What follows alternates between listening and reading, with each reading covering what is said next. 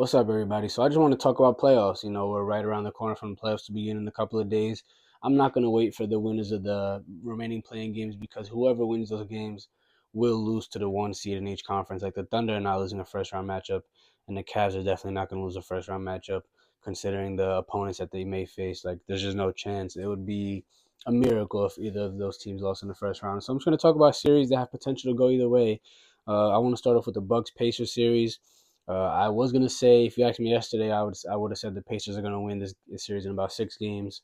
But we got news today that Damian Lillard has been cleared from his blood clot issue, so he will be coming back. Like he's gonna be back very soon. We're not sure if it's gonna be game 2 or game 3, but we do know that he will be out for game 1. What I think here is that if the Bucks are able to get this series tied at 1 game apiece heading into the third game, if Giannis can just go Superman and win the Bucks one of those first 2 games, if Dame comes back and he is in basketball shape and he looks good and he's able to go out there and produce what he normally does, then I do honestly think the Bucks can win this series in 6 or 7 games. I'm not sure what the Bucks ceiling is for the entire playoffs, but this first round series just got very interesting with the return of Damian Lillard. Obviously, the Pacers roster is more deep, top to bottom. Like their starting lineup of Tyrese Halliburton, Miles Turner, Pascal Siakam, whether it be Andrew Nembhard or Aaron Nesmith, and potentially Ben Mathurin, but more likely he's off to come off the bench for them. Compared to the Bucks roster, which is just Giannis, Kyle Kuzma, Brook Lopez, Bobby Portis, and Dame is just not as good of a roster. And I didn't even mention for the Pacers, T.J. McConnell off the bench, like Obi Toppin off the bench. The Pacers are just a more well-rounded roster. And overall, they are honestly a better team. But in the playoff series, I think with Dame and Giannis being able to be healthy and playing together potentially, I think that's just a lot of offensive firepower. And the Bucks defense is not that bad to where they would struggle that much. They are one of like the top 15 defenses in NBA, which is not saying much considering they do struggle against like great teams. But I just think with Giannis and Dame, there is potential for them to win that series, and I would lean towards them just due to the sheer offensive explosiveness that those two share together. So I'd like to say if Dame comes back and he is looking good, I'd have the Bucks in 6 or 7. But if Dame comes back and he does not look very good, then I'd have the Pacers in 6 and maybe 7 as well.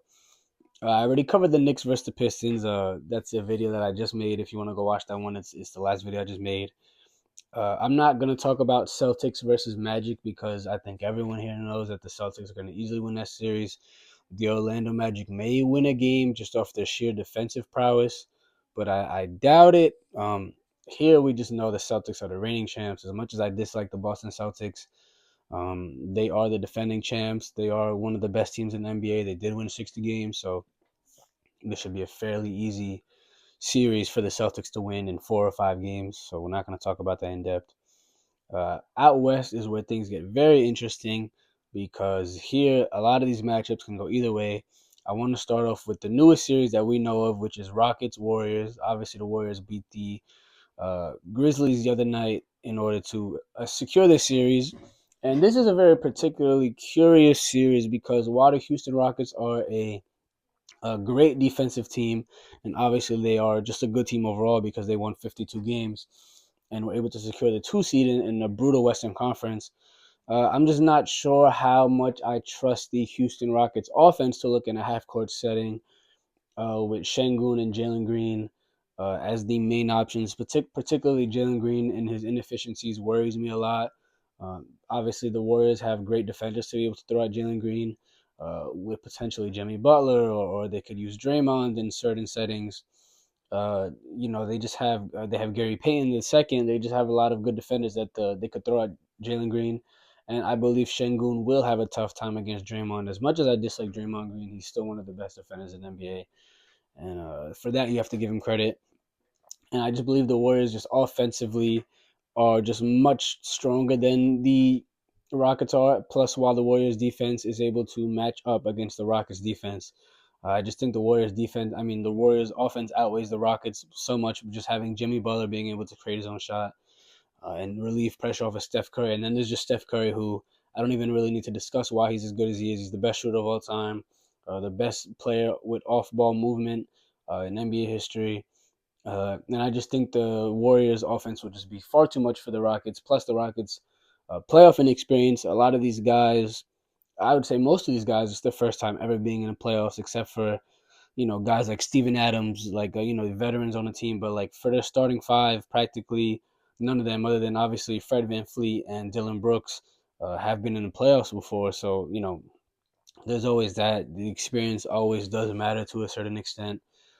So yeah, I just think the Warriors will have this one in about 6 games, potentially even 7. Although I will say I wouldn't be completely shocked if the Rockets were to somehow win this series, but it is unlikely. So I do have the Warriors in 6 here, and maybe 7. And so yeah, that's just my analysis. I think the Warriors will just be able to do this. Moving on, the Lakers versus the Timberwolves series is honestly a very interesting series in my opinion. And this is because the Timberwolves are a very underrated team. They've been very great since the calendar year has begun. I believe they have actually a similar or better record than the Lakers since the calendar year. Obviously, the Lakers had trades and the Anthony Davis injury, and Luka Doncic was hurt for a bit. But this Timberwolves team is very underrated. I believe they are top 10 in offense and defense in the half court since the trade deadline and certainly since the calendar year. Obviously, Anthony Edwards is one of the best players in the NBA.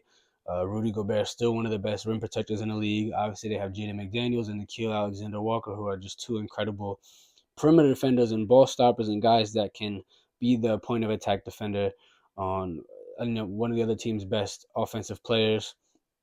And obviously, Julius Randle, who is one of my favorite players. And I know a lot of people don't like Julius Randle. And I don't like when people say that because it just shows to me that they are just like hating on the guy for no reason. That's a completely different conversation. I think Julius Randle is very key here for the Timberwolves. I think he's very underrated. I think he's fit well into their system. He's certainly not a poor defender. He's not a great one either. But if he is able to give as much effort as he can and buy into this Timberwolves system with Coach Chris Finch and his coaching staff, I think that Julius Randle can finally have his breakout playoff performances that he well deserves. He's a guy that puts in a lot of effort. He's a bully on the ball. I think that he helps relieve Anthony Edwards by being able to score inside. And his jump shot is not the most reliable, but it can definitely fall. You can definitely get games where Julius Randle's going off with his jump shot. Plus, the inside game is always there in the paint on the low block. He's just going to bully his way. I do, however, will pick the Lakers in this series. All things aside, that I'm saying with the Timberwolves, I just think the Lakers are just too much of overwhelming talent when you consider Luka Doncic being one of the best players in the NBA. LeBron, even at 40 years old, still being one of the best 10 to 15 players in the league, depending on where you have him. I just think, and then having Austin Reeves as a third option, a guy that can average 20 points and will probably score more than 20 in many of these games. Plus the Lakers' additional role players like Dorian Finney-Smith, Jared Vanderbilt, Jackson Hayes, Gabe Vincent. I just think those guys. Oh, I didn't even discuss Rui Hachimura, who's someone that can also go off for 15 and 20 points. I just think the Lakers have enough defense to be able to contain the Timberwolves' best players while just being able to outscore them and just have a much better, much more well-rounded offense with just guys firing on all cylinders and just overwhelming firepower. So for this one, I will take the Lakers in 6 games. Although the Timberwolves certainly have a chance here, but I would just like to lean towards the Lakers. Overall, just offensive firepower and just having two of the best 10 to 15 players in the league is just a bit hard to bet against here. So I would like to lean with the Lakers. Moving on, this is probably one of my favorite series to potentially watch heading into these playoffs. Well, not potentially. I will definitely be watching this series. Clippers versus Nuggets is a very interesting series to me because Kawhi Leonard, fingers crossed, is healthy and he has looked very good lately. His efficiency is incredible. He still has it on defense. He has such a tight handle with the ball. His mid-range game has not disappeared. He's still knocking down threes.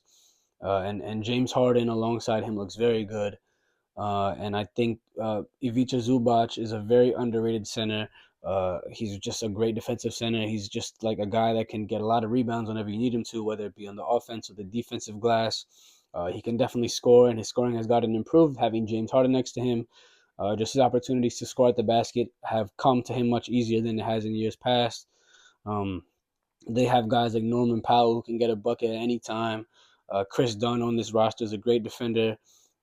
They just have like so many good players on this roster, like Nico Batum, a guy that can knock down threes reliably and still play defense. It's just like this. I think this Clippers roster has a real chance to go somewhat far in these years' playoffs if Kawhi Leonard is healthy. I may even go as far as to put them in the contender category if Kawhi can continue to stay healthy. And for that reason, uh, I'm going to lean towards them in this series, and I will explain further why. Because on the Nuggets side of things, I don't think the Nuggets have a good enough bench. I don't think they're deep enough compared to the Clippers. I don't think the Nuggets' defense is anywhere as near as good as the Clippers, while the Clippers' offense is much closer to the Nuggets' offense than the Nuggets' defense is close to the Clippers' defense. So I think there's a significant defensive gap here, while the offensive gap is not so big.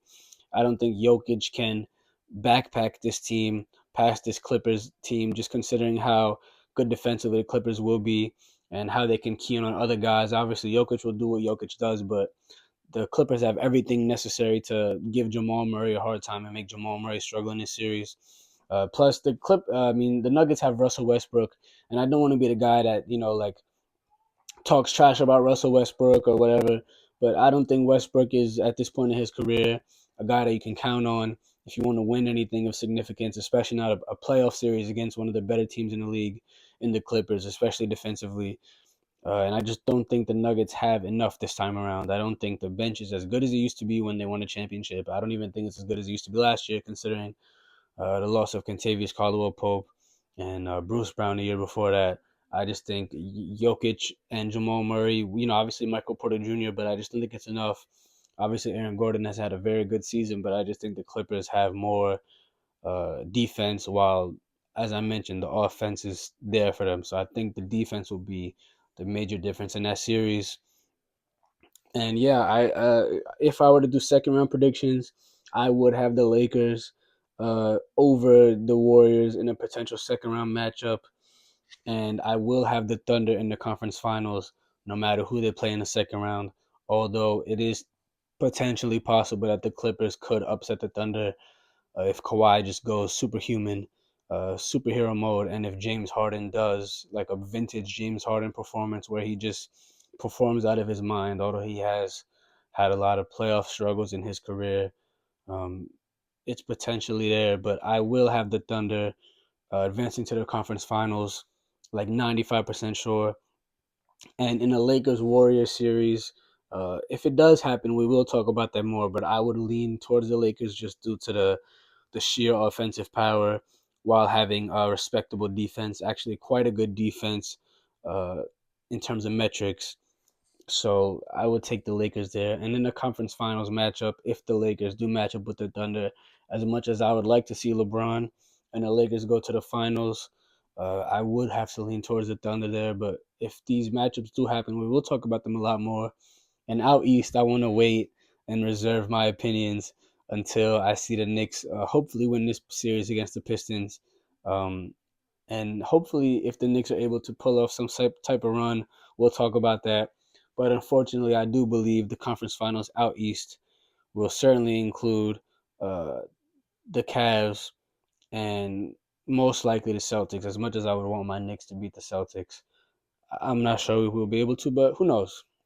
Who knows? Anything can happen. It's playoff time, right? So let's just get excited for that. Thank you for watching. I appreciate it. Like the video and tune in for next time.